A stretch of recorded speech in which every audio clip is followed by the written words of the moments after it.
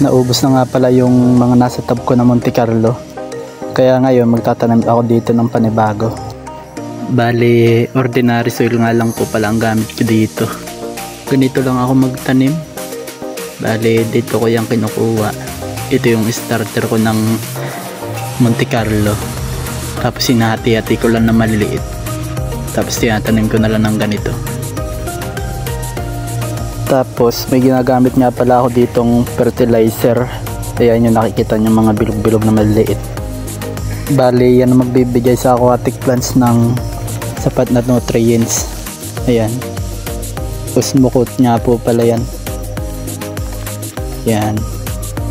Medyo nabura na lang yung brand nya. Pero Osmocote yan.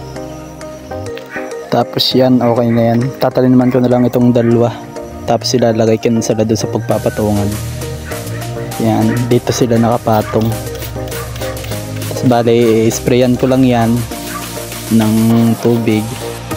Tsaka ako tatakpan para makulong yung moist.